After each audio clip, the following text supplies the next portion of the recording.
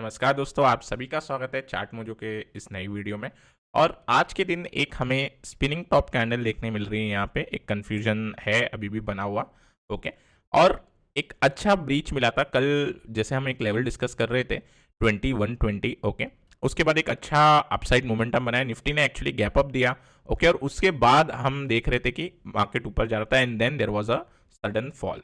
तो वो टाइम पे एटलीस्ट वी वर होपिंग कि 20 180 200 तक एक बार जा सकता है, बट उससे पहले ही हमने एक देखा इंटरडे में एक फॉल आ गया। ओके। और उसके बाद नीचे के जो लेवल थे एक बार 20,050 पे डेफिनेटली एक सपोर्ट लेता हुआ दिखाई दिया। अभी आने वाले ट्रेडिंग सेशन के लिए हमें जो आज का कैंडल का हाई है वो एक इंपॉर्टेंट मार्क करना होगा। ओके। 2170, अगर 2170 के ऊपर जाता है तो डेफिनेटली मैं एक बार के लिए 2250, ओके, और 2300 ये एक बार लेवल एक्सपेक्ट करूंगा मार्केट से। ओके। और नीचे के साइड के लिए अगर एक शॉर्ट साइड सेटअप किसी को देखना है तो 19900 ही लेवल हम मार्क करेंगे।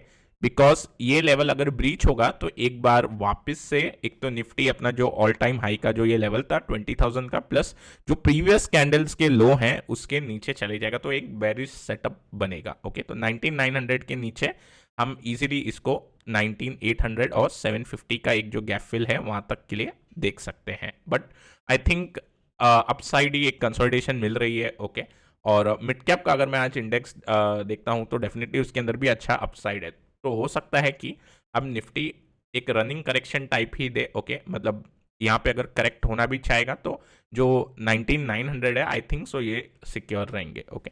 अभी बैंक निफ्टी की अगर मैं बात करता हूं तो बैंक निफ्टी के अंदर एक डोजी कैंडल बनी है। ओके। यहाँ पे ओपन और क्लोज लगभग सेम निकल के आ रहा है। और अगर हम बैंक निफ्टी की बात करें तो 46 के ऊपर डेफिनेटली यहाँ पे एक ट्रिगर है और उसके बाद 46,400 का जो प्रीवियस हाई है वहां तक का आज अटेम्प्ट था। अगेन बैंक निफ्टी भी हमें शॉर्ट बटा हुआ दिखाई दिया उसमें। अब हमारा जो अगला लेवल होना चाहिए बैंक निफ्टी के अंदर, अब क्योंकि आप अगर इस डोजी कैंडल के हाई पे ट्रेड सेटअप बनाओगे तो आपको एक इमीडिएट हर्डल दिखाई देती है 46,350 टू 46,400 के बीच में। ठीक है। इस वजह से क्या होगा, अगर आप कोई स्विंग पकड़ने की कोशिश करोगे तो हो सकता है वो स्विंग ऑल टाइम हाई ये बैंक निफ्टी का लेवल जाके एक रिट्रेसमेंट दे और रिट्रेसमेंट में शायद आपके एसएल हिट हो जाए। ओके। उस कंडीशन में खासकर आज के दिन हमने देखा कि निफ्टी आईटी के अंदर थोड़ी बाइंग एक्टिविटी थी। ठीक है। एंड में निफ्टी आईटी भी नीचे आ गया no doubt, but Nifty IT के अंदर बाइंग एक्टिविटी दिखाई दी है। सो ऐसा लग रहा है कि एक बार निफ्टी आईटी के अंदर थोड़ी मूव बननी चाहिए। ओके। अभी हम वेट करना चाहेंगे 46,400 लेवल का। ठीक है। 46,500 एक साइकोलॉजिकल रेजिस्टेंस आएगा, लेकिन 46,400 के बाद ऐसा लगता है एक बार 46,600 और 46,800 ये दो लेवल तक के लिए मैं एक बार एक्सपेक्ट करूंगा बैंक निफ्टी को एक मूव देने की। और लोअर साइड पे 45,250 जो हम कल लेवल डिस्कस कर रहे थे वो एक इंपॉर्टेंट लेवल बन जाएगा जिसके नीचे शॉर्ट साइड के सेटअप ओपन होते हुए दिखाई देंगे। डाउ की बात करें तो डाउ अब साइडवेज है। ओके। डाउ कल के सेशन में थोड़ा माइनर नेगेटिव था, उसके बाद आज के डाउ के सेशन अगर हम देखते हैं तो एक साइडवेज ही है। ओके। यहाँ से एक अच्छी अपसाइड ग्रीन कैंडल मिलेगी तो डेफिनेटली बहुत ही अच्छा सिग्नल मिलेगा। अभी इन सबको ऐसा न्यूट्रली ट्रीट कर रहे हैं। सिमिलर डॉलर इंडेक्स भी कंसोलिडेट कर रहा है। ओके। 105.5 के एक बार पार जाएगा तो थोड़ा और ये नेगेटिव हमें इंडिकेशन देगा। ओके। ब्रेंड की अगर हम बात करें तो ये अपसाइड जा रहा है आफ्टर दी ब्रीच। ओके। जो छोटा कंसोलिडेशन था इसका ब्रीच होने के बाद हम देख सकते हैं ये अपनी जर्नी ऊपर कंटिन्यू कर रहा है। आई थिंक 95 96 तक एक बार ये जाना चाहिए। ओके। और 100 के ऊपर जाएगा। मेरे को लगा था पहले कि 90 के ऊपर जाने से थोड़ा हम पैनिक देखेंगे या थोड़ी एक बार मंदी देखेंगे। ओके। बट ब्रेंट भी बढ़ते जा रहा है और डॉलर इंडेक्स भी स्ट्रांग है, बट निफ्टी के अंदर अभी भी स्ट्रेंथ है। ठीक है। तो इस वजह से फिलहाल निफ्टी पे बायस जो रहेगा लॉन्ग साइड का ही रहेगा और अंडरलाइन कंपोनेंट पे भी। ठीक है। अभी इसमें अगर मैं यूएस का डाउ का चार्ट देखता हूं, ओके, तो डाउ के चार्ट के अंदर एक रिवर्सल आना, यहाँ से एक अपसाइड मूव आना, एक अगर आता है तो डेफिनेटली बहुत अच्छा संकेत होगा। ठीक है। तो एक पुल बैक की मैं उम्मीद करूंगा ऑन दी डाउ चार्ट। ओके।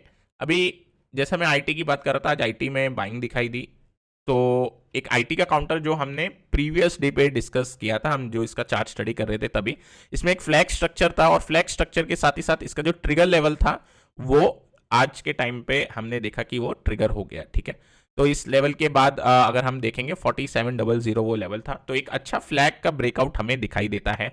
अभी इसके अंदर एक एवरेज से 2x आपको वॉल्यूम दिखाई देगी, प्लस इसके अंदर एक बुलिश क्लोज मारूबोजू बनती हुई दिखाई दी है। सीधे ओपन और लो सेम है, open is equal to low, ये एक बुलिश मारूबोजू कैंडल है और ऊपर से आपको हल्की विक दिखाई देगी, इसलिए बुलिश क्लोज मारूबोजू हमें बनती हुई दिखाई दे रही है।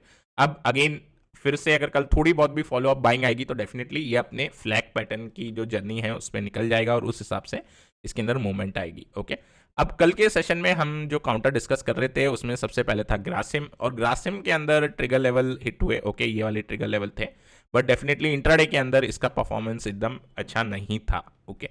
और पोजीशन के हिसाब से definitely cement counter are looking good, okay. तो definitely positionally this is looking good. एक बार के लिए जो इसका ऑल टाइम हाई लेवल था ये इसके नीचे क्लोजिंग नहीं दी है, और कल जहाँ पे क्लोजिंग दी थी नियर अबाउट वहीं क्लोजिंग दी है, और ओवरऑल इसमें एक दो दिन में और आइडिया आ जाएगा कि इसमें फॉलो अप बाइंग जनरेट होगी कि नहीं होगी, ओके।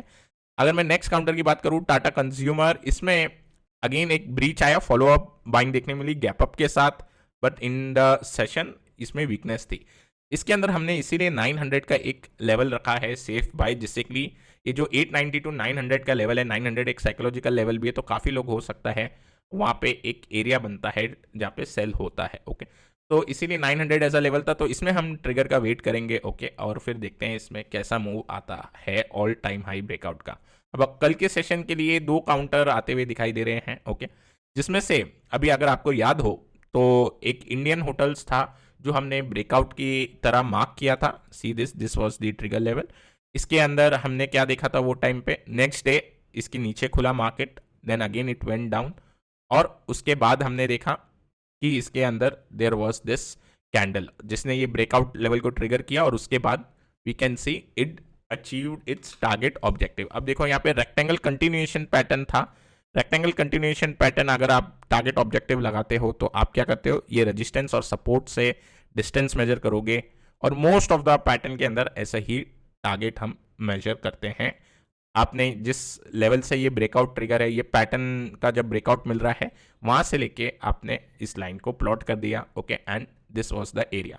सो इसने अपना टारगेट ऑब्जेक्टिव अच्छी तरीके से पूरा किया, और अभी हमने इसको क्यों रिविजिट किया है, क्योंकि इसके अंदर हमें एक ब्रेकआउट रीटेस्ट अभी नजर आ रहा है। मतलब क्या, अगर इसको मैं एक्सटेंड करता हूं ये एरिया को, ठीक है, ये दोनों लाइन को, तो आपको पता चलेगा कि इसमें जो ब्रेकआउट के बाद एक थ्रो बैक आया, ठीक है, यहां से एक थ्रो बैक बना, यहां पे इस काउंटर ने सपोर्ट लिया, ओके। सो आने वाले सेशन में वापस से मैं एक्सपेक्ट करूंगा कि ये एक अपसाइड की मूव दिखाए, ओके। तो एक ब्रेकआउट के बाद रीटेस्ट हो गया, प्रीवियस रेजिस्टेंस सपोर्ट की तरह काम कर रहा है, ओके। और आने वाले सेशन के लिए अब देखो ये थोड़ा इसमें ट्रिकी इसलिए हो जाता है क्योंकि आपको जो बड़ी मूव दिखाई देती है ब्रेकआउट रीटेस्ट में वो इसके प्रीवियस स्विंग हाई के बाद ही दिखाई देती है, लेकिन अगर कोई एग्रेसिव ट्रेडर है तो अधिकतर इसके अंदर स्प्रेड के थ्रू या फिर इसके अंदर जब भी हमें 425 का लेवल ब्रीच होते हुए दिखाई देगा तो एक छोटा इंटरडे टाइप सेटअप बनता है जहां पे ट्रेडर एक्सपेक्ट करते हैं कि जब इसका 425 ब्रीच होगा तो एटलीस्ट अगेन प्रीवियस हाई पे या जहां पे प्रीवियस रेजिस्टेंस था वहां तक एक बार जाए, ठीक है। सो इस हिसाब से इसके अंदर सेटअप बन रहा है। और सेकेंड जो काउंटर है वो है HDFC AMC का। अब इसके अंदर एक चैनल पैटर्न बनते हुए दिखाई दिया है, एक राइजिंग चैनल पैटर्न, और इसके अंदर दोस्तों 2700 का एक लेवल निकल के आता है which is acting as a important point. अब ये लेवल अगर ब्रीच होगा तो एक राइजिंग चैनल का ब्रेकआउट मिलेगा, और अभी आप समझ गए होंगे जो मेरे व्यूअर्स है जो रेगुलर ये चैनल को व्यू कर रहे हैं, इसमें आपको पता है टारगेट कैसे लगाना है। A और B पॉइंट का जो डिस्टेंस होता है उसे एज अ टारगेट ऑब्जेक्टिव लेते हैं, ओके। अभी व्हाट आई विल डू, ये सैटरडे को हम लोग लाइव लर्निंग के अंदर मैं और टॉपिक्स डालूंगा पोल के लिए, ओके। उसमें से टारगेट और स्टॉप लॉस ये जो कॉमन ये आ रहा है ये भी एक हम टॉपिक रख देंगे जिससे कि जिनको भी वो एक बार क्लैरिफाई करना है तो वहाँ पे कर सकते हैं, ओके। तो guys this is it for the video. I hope आप सबको ये वीडियो पसंद आया होगा। अगर पसंद आया है तो ज़रूर लाइक करें, अगर आप नए हैं हमारे चैनल पे तो ज़रूर सब्सक्राइब करें। टिल देन टेक केयर, और मैं मिलता हूँ आपको अगले एपिसोड में।